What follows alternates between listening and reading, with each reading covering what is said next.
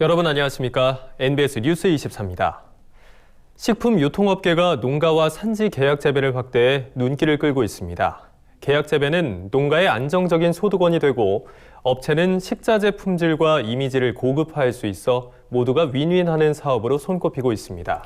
네, 이 같은 움직임이 코로나19로 농가들의 어려움이 가중되는 가운데 도농 상생의 우수 사례로 자리매김할 것으로 보입니다. 김민경 기자가 보도합니다. 코로나19로 인해 농가들이 받은 직간접적 타격은 어마어마합니다. 가장 눈에 띄는 건 바로 농산물 소비가 대폭 감소한 겁니다. 가정에서의 소비는 다소 늘었지만 외식과 학교 급식을 통한 농산물 소비가 대거 줄어들면서 수많은 농가들이 밭을 갈아엎는 길을 택하기도 했습니다. 어려워진 농가를 돕기 위해 식품 유통업계가 계약 재배에 팔을 걷어붙였습니다. 대형 식자재 유통업체인 CJ 프레시웨이는 최근 전국 51개 지역 3천여 농가와 농산물 계약 재배를 결정했습니다. 농가들의 판로 개척 어려움을 해소하는 동시에 국산 농산물 소비를 늘리기 위해서입니다. 기존 31개 산지 외에도 올해부터 충북 음성, 충남 당진, 전남 무안, 경북 군위 등 20개 지역이 새롭게 추가됐고 올해 실시하는 계약 재배 면적은 5,460헥타르로 여의도의 20배에 달합니다. 품목도 다양합니다. 쌀, 감자, 무, 양배추 등 기존 품목에 이어 올해 느타리 버섯, 열무, 얼갈이 등 새롭게 추가된 품목들까지 모두 22개 품목 6만 6천 톤의 농산물을 단체 급식 등에 활용할 계획입니다. 계약 재배를 통해서 농가와 기업이 함께 안정적으로 성장할 수 있는 발판을 제공함으로써 코로나19로 힘든 상황을 극복하기 위해 노력하고 있습니다. 앞으로도 계약 재배를 지속적으로 확대하는 것은 물론 품종 차별화, 산지 다변화를 통해 농가 소득 증진에 기여할 수 있도록 노력할 예정입니다. 현대백화점 그룹의 식자재 유통업체 현대그린푸드 역시 전국 농가 30여 곳과 농산물 계약 재배를 실시하고 있습니다. 업체 측은 특히 외식 사업장의 사용량이 많으면서 가격 변동폭이 큰 마늘, 양파, 돼지고기 등의 구매량을 올해부터 대폭 늘려 국산 농축산물 가격 지지에 보탬이 되도록 하겠다고 밝혔습니다. 아워움 또한 배추, 무 등 연간 2만 8천여 톤의 농산물을 산지와의 계약 재배로 조달하고 있습니다. 계약 재배는 농가와 업체 모두가 윈윈하는 상생 모델이란 평가를 받습니다. 농가들은 계약 재배를 통해 가격 급등락이나 판로에 대한 걱정을 덜면서 안정적인 소득을 기대할 수 있고 식품업체에선 불필요한 유통 단계를 줄이면서 수입이 아닌 국산 농산물을 사용한다는 고급화 전략을 내세울 수 있는 겁니다. 또 업체 입장에선 생산부터 가공, 상품화까지 모든 과정의 이력 관리가 되는 만큼 품질의 표준화가 가능한 것도 장점입니다. 기업 전반의 사회적 책임이 강화되고 건강한 먹거리에 대한 소비자의 관심이 커짐에 따라 업계에서도 농산물 계약 재배를 과거처럼 생색내기식으로 하는 게 아니라 좀 더 내실 있게 해나가고 있습니다. 대규모 식품 유통업체들의 이 같은 행보가 코로나19로 시름에 빠진 농가들에게 힘이 되어주고 있습니다. NBS 뉴스 김인경입니다. 정부는 농어민의 안정적인 노후 생활을 위해 국민연금 보험료를 지원하고 있습니다. 그런데 앞으로는 일정 기준 이상의 고소득 농민은 보험료를 지원받지 못하게 됩니다. 기존에 없던 소득 재산 기준을 만든 건데 정부는 이를 7월부터 적용한다는 방침입니다. 보도에 손현진 기자입니다. 앞으로 고소득, 고액 재산가 농어민은 국민연금 보험료 지원을 받지 못하게 됩니다. 10일 보건복지부는 농어민 중에서 국민연금 보험료 지원 대상을 정하는 고시 제정안을 이달 16일까지 행정 예고한다고 밝혔습니다. 제정안에 따르면 앞으로는 농어민 중에서 연소득이 6천만 원을 넘거나 10억 원이 넘는 재산을 보유한 사람은 국민연금 보험료를 지원받지 못하게 됩니다. 이 같은 기준은 농지와 선박 등의 재산이 곧 생산수단이라는 농어업의 특성을 고려해 설정했다는 설명입니다. 이번 제정안은 의견 수렴을 거친 뒤 올해 7월 1일부터 시행됩니다. 농어민 국민연금 보험료 지원 사업은 26년 전인 1995년부터 시행되고 있습니다. 지금까지는 농어업으로 벌어들인 소득이 그 외 분야에서 벌어들인 소득보다 많기만 하면 모든 농어민이 보험료 지원 혜택을 받을 수 있었습니다. 정부는 이처럼 재산 기준 없이는 고액 자산가도 지원받게 돼 재정 지원의 형평성에 문제가 있다고 보고 이번에 제도 개선에 나선 겁니다. 재산 기준도 없고 소득 기준도 농어 외 소득만 있다 보니까 몇십억 넘는 재산들 것을 지원받고 있다고 해서 다만 농어민 국민연금 보험료 지원 사업에 관해서는 남은 과제도 있다는 목소리가 나옵니다. 보험료 지원액 산정 기준을 보면 농어민은 현재 월 97만 원으로 정해져 있는 기준 소득 금액보다 소득이 낮으면 보험료의 절반을 지원받을 수 있고 그보다 소득이 높으면 기준 소득 금액의 4.5%만 지원받을 수 있습니다. 그런데 이 기준 소득 금액이 과도하게 낮아 농어민이 받을 수 있는 보험료 지원 혜택 규모가 현실적으로 너무 축소된다는 지적이 나옵니다. 실제로 복지부가 소규모 사업장의 노동자에게 국민연금 보험료를 지원하는 두루누리 사업의 경우 기준 소득 금액을 월 215만 원 미만으로 두고 있어 대비됩니다. 농업인들의 평균 소득이라 이런 걸로 보면은 97만 원을 기준으로 해서 지원해 준다는 게 터무니없는 액수거든요. 이걸 현실화도 안 시키고 한다는 데 근본적인 좀 문제가 있는 것 같고요. 농어민 연금보험료 지원 대상에 재산과 소득 기준을 만들어 상한선을 둔 건 올바른 방향이지만 현실에 맞지 않은 기준 소득 금액 또한 조속히 손질해야 한다고 전문가들은 강조했습니다. MBS 뉴스 손현진입니다. 마지막 4단계 등교 수업이 시작되면서 전국 초중고 학생 595만 명이 등교길에 나섰습니다. 하지만 코로나19가 진정되지 않아 정상적인 급식이 이뤄지기엔 아직 멀어 보이는데요. 3개월이 넘게 이어지는 급식 수요 불안에 친환경 농가들의 어려움은 깊어가고 있습니다. 강창호 기자입니다. 6,325억 원, 코로나19로 학교 급식에 사용되지 못한 농산물 피해액입니다. 전 학년을 대상으로 등교 수업이 시작됐지만 고3을 제외하고 격일 또는 격주로 등교하는 경우가 대부분이라 친환경 농가들의 어려움은 계속될 것으로 전망됩니다. 한국농촌경제연구원에 따르면 올해 3월에서 5월 등교 수업 연기로 학교 급식용 식재료 약 14만 톤이 공급되지 못한 것으로 나타났습니다. 그중 가장 큰 타격을 입은 품목은 채소류입니다. 3월에서 5월 채소류 미사용량은 25,894톤인 것으로 나타났습니다.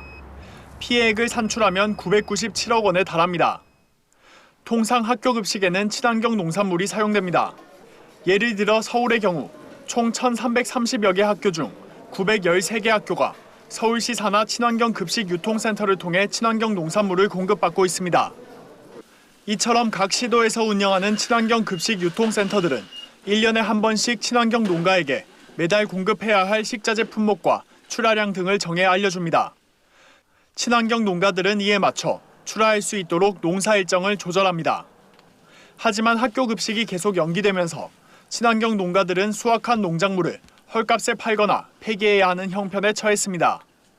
이런 상황이 3월 이후 줄곧 되풀이되며 생산의 차질이 빚어지고 있는 겁니다.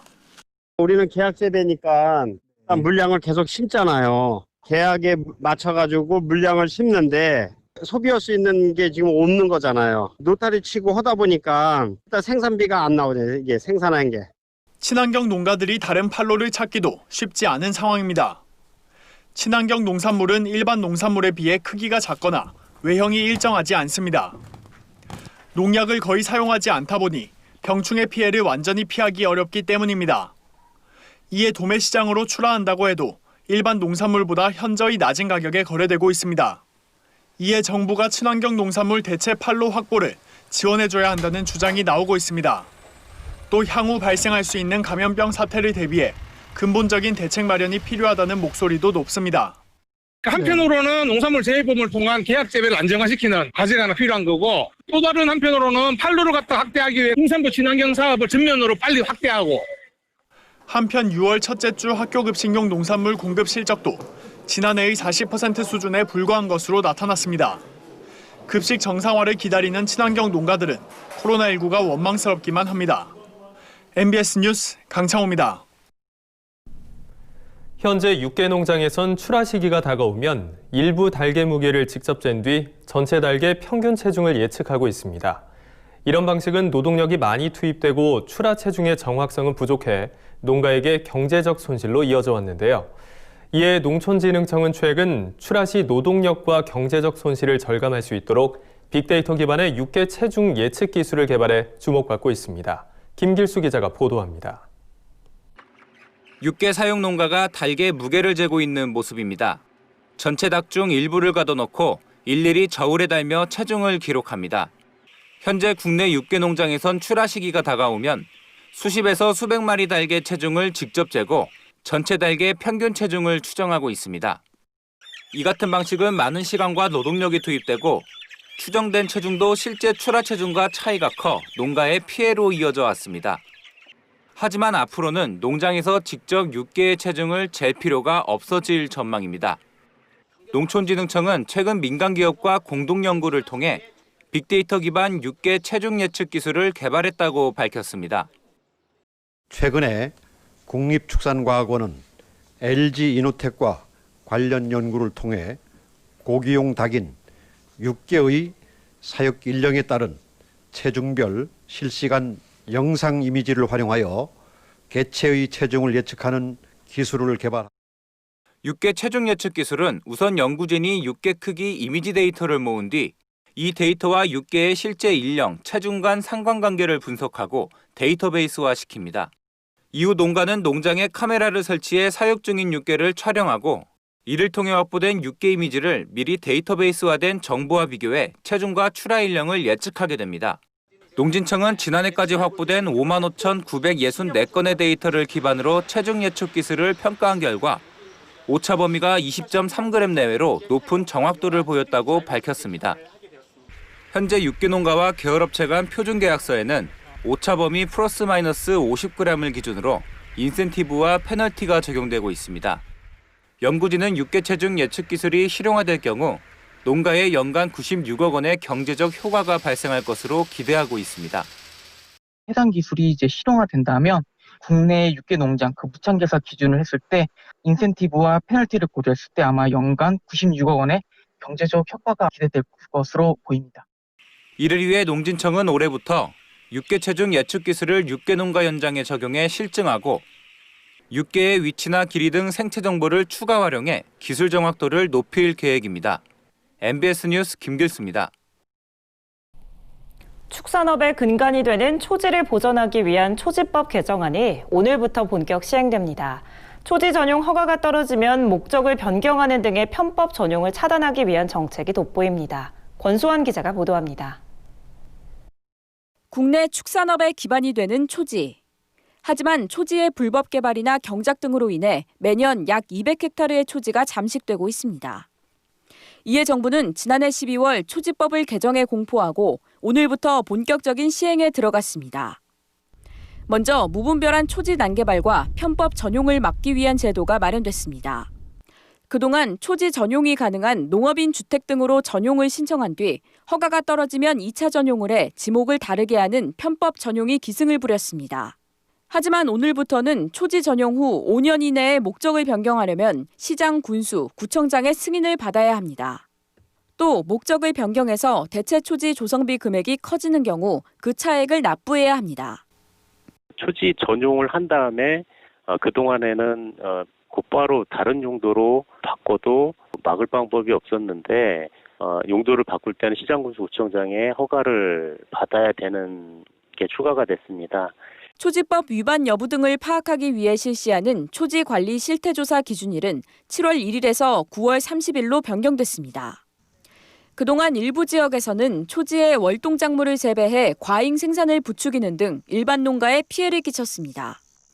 이에 정부는 실태조사 기준일을 월동작물 재배 시기인 9월 30일로 변경해 단속을 강화한다는 계획입니다. 또 앞으로는 허가 없이 초지를 전용하거나 용도 변경을 받지 않고 다른 용도로 사용한 경우 초지를 원상복구해야 합니다. 초지를 불법으로 훼손했을 경우에 시장군수구청장이 원상회복 명령을 내릴 수 있도록 불법 전용을 한 경우도 포함이 됐고요. 이 밖에도 대체 초지 조성비를 분할 납부할 수 있도록 했습니다.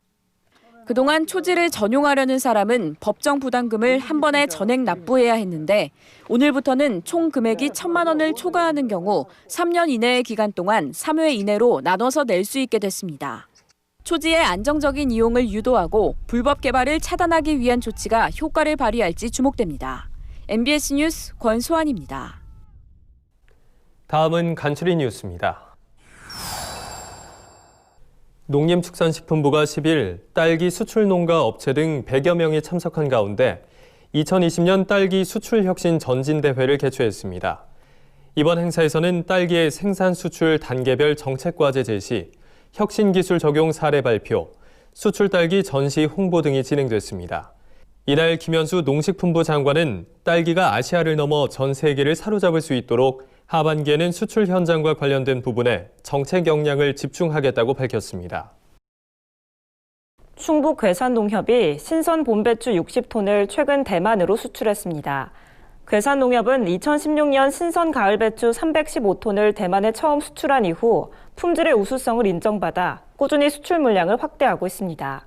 김응식 괴산농협 조합장은 봄배추의 해외 시장 판로 확보를 통해 내수 시장에 효과적으로 대응할 수 있는 발판을 마련하게 됐다면서 앞으로도 판로 다각화에 더욱 힘써 배추 농가의 소득 향상을 위해 최선을 다하겠다고 밝혔습니다. 경상남도 농업기술원이 검역 병해 중인 과수화상병 위기 경보 단계가 주2에서 경계로 상향 조정됨에 따라 비상대책반을 운영하는 등 도내 유입 차단에 총력을 기울이고 있습니다.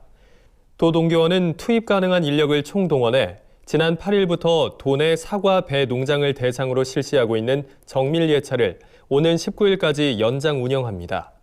도농교원 관계자는 검증된 묘목 구입, 접수 이동 금지 등의 농민들의 적극적인 협조를 당부했습니다. 제주도 농업기술원 동부농업기술센터는 이달 중으로 제주 성산읍 지역에 파종 수확 등 일괄 기계화 작업이 가능한 신품종 나물콩 아람 재배단지를 8헥타르에 걸쳐 조성한다고 최근 밝혔습니다.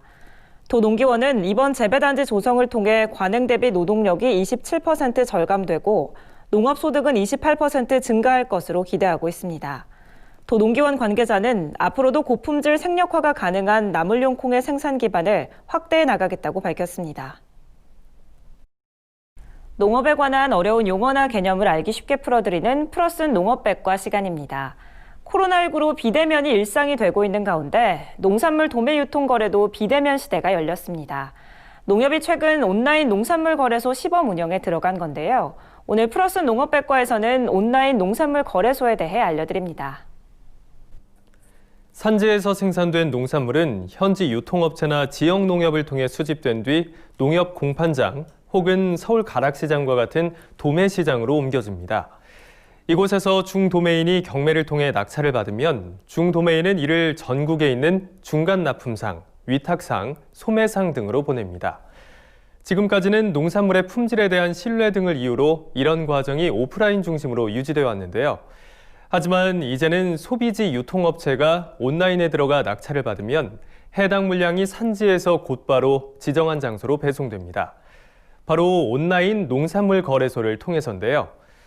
온라인 농산물 거래소는 인터넷과 모바일을 기반으로 구축된 농산물 온라인 거래 시스템을 말합니다. 쉽게 말해서 공영 도매 시장의 경매 기능을 온라인으로 옮겨놓은 겁니다. 온라인 농산물 거래소를 통해 거래가 체결된 농산물은 산지에서 바로 직배송되기 때문에 중간 유통 비용이 절감되죠. 이렇게 되면 구매자는 기존 도매 시장 대비 저렴하게 농산물을 살 수 있고 출하자는 기존의 거래처에 국한되지 않고 전국 단위로 거래처를 확대할 수 있을 뿐만 아니라 수수료와 마케팅 비용을 줄일 수도 있습니다. 또 여러 단계를 거치는 동안 시간이 흐르고 상하차를 반복하다 보면 농산물의 품질이 떨어질 수 있는데 이런 과정이 생략되니까 상품의 신선도는 더 높아지겠죠. 그렇다면 거래는 어떤 방식으로 이루어질까요?